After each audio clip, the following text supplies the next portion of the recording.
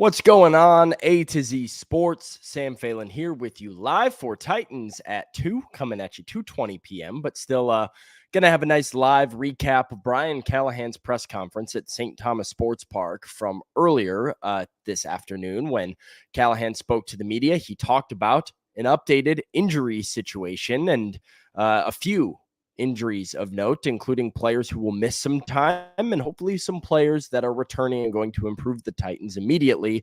How will that affect the impending trade deadline as well? I think one of the Titans' injuries could have a significant lasting effect on their trade deadline, with the deadline about 24 hours away as we tape this right now. Then I will go over 3 players that I believe the Titans should look to shop. 3 players that they should look to shop. Today's version of Titans at 2 is brought to you by the Lipscomb Sport Analytics program. It's where data meets the game and you can analyze, strategize, and revolutionize by turning your passion into profession at Lipscomb. I went to Lipscomb. I had a passion for sports. I was able to, thank you to their faculty and connections all over the Nashville area, turn my passion into a profession to bring you this show today. You can get off the sidelines and enter the action with Lipscomb Sport Analytics program, where you'll learn to make the calls that count. Their program is turning fans into data-driven decision makers in the exciting world of professional athletics. Get game-changing insights, career-defining skills, and go beyond the box score. Because at Lipscomb, they're not just watching the game, they're changing how it's played through their innovative sport analytics program. All right, Titans have some injury updates, and I think some of them might end up impacting this team as the trade deadline closes in just 24 hours away. But first, Brian Callahan at the podium earlier this afternoon spoke to the media and let us know Titans have a couple guys going to miss some serious time. Whoa. Early heads up there. Kaylee gave us the heads up. Nice. Okay. Yeah, just the two updates is the same ones from last night that didn't look good. Obviously aren't going to be good between Cushenberry and Diggs. Those guys will miss significant time, likely. Very, very likely to head to IR when we make those moves. So disappointed for them. That's a bummer. Those guys are really doing a nice job playing for us. So that's disappointing for them and for us. So that's likely to be the case in the outcome here. Other than that, just going to be the same. A lot of the same this week as it was last week. We got guys that are fighting. We got some things that take some time. We'll probably have a bunch of guys off to manage practice, and we'll have guys missing practice, and we'll have a lengthy injury report, I'm sure, throughout the course of the week, and then we'll get to Sunday and see where we're at. So there'll be a bunch of names listed, and some guys resting, and some guys banged up. So just anticipate that from an injury report standpoint. So another week with a very lengthy injury report for the Titans, which is kind of to be expected. They had 12 guys listed on the injury report last week. Some of those guys banged up day-to-day, questionable for the game. Most of them suited up, but you hear the 2 big updates from Brian Callahan. Lloyd Cushenberry headed to injured reserve. Quandre Diggs headed to injured reserve. Very possibly, and honestly right now looking likely, that they will both be out for the rest of the season. Big loss for the Titans on the field, and a big loss for them in the trade area as well. I mean, especially with Quandre Diggs. Quandre Diggs is a veteran player who is on a 1-year deal for veteran minimum, who's played very well on the defensive side of the ball for Denard Wilson's defense with Tennessee so far.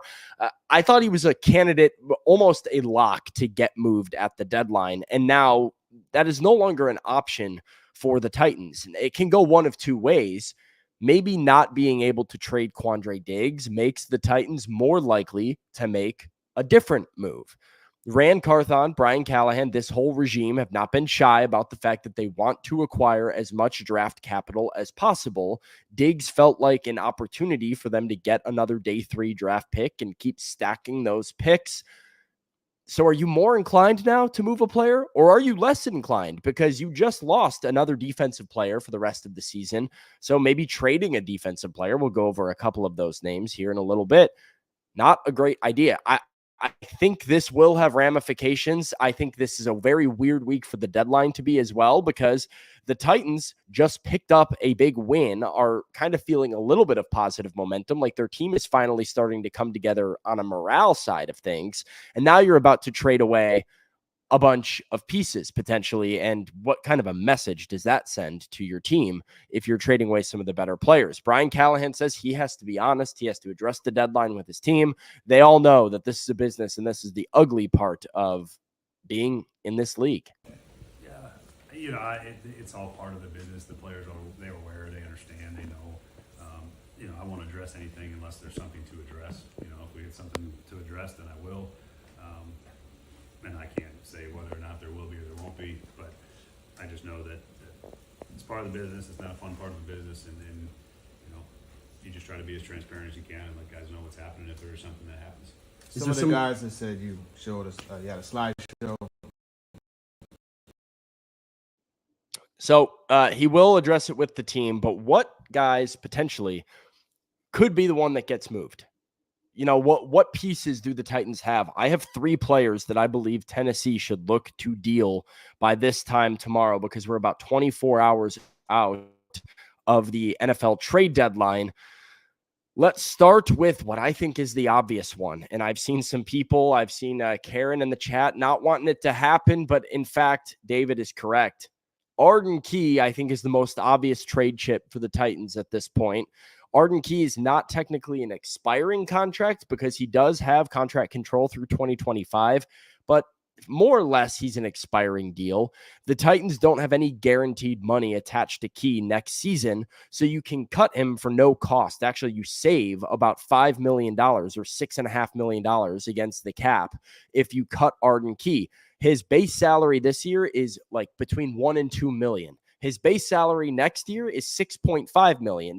The Titans, when they first signed this contract with him, put in the contract this sort of a pay jump in year 3 so that the contract looks good on paper. But I don't know if they ever had intention of fulfilling this through a 3-year deal. David, yes, the trade deadline is tomorrow. It's about 24 hours from right now. So deals are going to start getting made around the league. Look, I don't think Arden Key is on this Titans team next year. I think he is a prime candidate to be a cap casualty. He is somebody that you are more than likely going to cut. And over the past 3 weeks, he is playing the best football of his NFL career. Key told me in the locker room last week that he made changes to his pass rush approach, and he made changes to his week of preparation by doing some different drills. There are these drills, these pass rush drills, that he does during the special teams period of practice. He used to do them back in OTAs, and he had stopped doing them because the Titans coaching staff had him doing some other stuff and had not been getting results on the field. He went and consulted again with his off-season trainer, who told him he needs to get back to doing these drills. Arden took the coaching from outside the organization, brought it to practice with him, has been doing those drills in practice, and says he's feeling a lot better. The results are speaking for themselves. He has 4 sacks in the last 3 games. He set a career high against the Lions in tackles. I'll find all the numbers here for you guys so that I make sure I don't get it wrong. 4 sacks in 3 games. His stock is at an all-time high. 6 tackles for loss in the last 3 games, as well as 6 quarterback hits. So playing at an unbelievable clip. I think Arden Key's value right now, like I said, all-time high. It's up here. It's not going to get higher than it is right now, and you won't have him next year. This is the time, if you're Rand Carthon, to trade Arden Key away. And like I said earlier, maybe if you were on the fence about this, you don't do it and you just trade Quandre Diggs or something. But without Diggs being there, I still think the Titans want to add more draft picks, and Arden Key is the easiest chip to trade. I would be surprised if he is on the Titans tomorrow. This time tomorrow, I'll be surprised. When I go in the locker room Wednesday before practice, I will be surprised if I see Arden in the locker room. With how he's playing right now, I think he might be hoping that he is not in the Titans locker room and he's playing somewhere else where he can go contend for a Super Bowl. Player number 2 is going to be Tyler Boyd. Tyler Boyd, look, like I said, there's precedent for the Titans trading away expiring contracts. DeAndre Hopkins was an expiring contract. He got shipped off. Ernest Jones, expiring contract. He got shipped off. I feel like that was why I thought Quandre Diggs would be traded had he not gotten injured, is because of the expiring deal. And Tyler Boyd, also an expiring deal. You sign him to a 1 year for right around the veteran minimum at wide receiver for you. The question with Boyd for me, I don't know if there's a buyer for Boyd. He hasn't been super productive. He's got 21 catches for 184 yards in 8 games for the Titans. So right around 2.5 to 3 catches per game. His yards per game is, yards per game, 23. So he's like 2 catches, 23 yards is like his average. Not a huge impact. Brian Callahan values Tyler Boyd because Brian Callahan spent a lot of time with Tyler Boyd in Cincinnati because this guy knows the offense. He knows where to be. I just think the emergence of Nick Westbrook-Ikhine makes Tyler Boyd so much more expendable where you can function as an offense without Tyler Boyd in it. I'd almost rather you go Calvin Ridley, Nick Westbrook-Ikhine, and then, let's throw Bryce Oliver and Jaquan Jackson in there. When Treylon Burks gets back, okay, there's a spot for Treylon Burks. Colton Dowell might not be that far from returning from his injury. In a year that you're not contending, and the Titans are not contending this year, obviously at 2-6, I think if you can get something for Tyler Boyd, you take it. Brandon wants to know how many targets for Tyler Boyd. He's got 30 targets and 21 catches. So he does catch when they give him opportunities, but part of the reason he doesn't get many opportunities, he doesn't separate. Tyler Boyd doesn't separate. So he's fine for his role, but he's also replaceable. I would like to see some developmental work on some of the younger wide receivers in the Titans organization throughout the back half of this year than Tyler Boyd, especially if it means you can get something for him in terms of a draft pick. So we'll see if there's a buyer. I would listen. I would make a call about Tyler Boyd if I was Rand Carthon. Last one, buckle up. Buckle up. I'm sorry. This one is controversial. I think the Titans should trade Harold Landry. I think Harold Landry should get traded.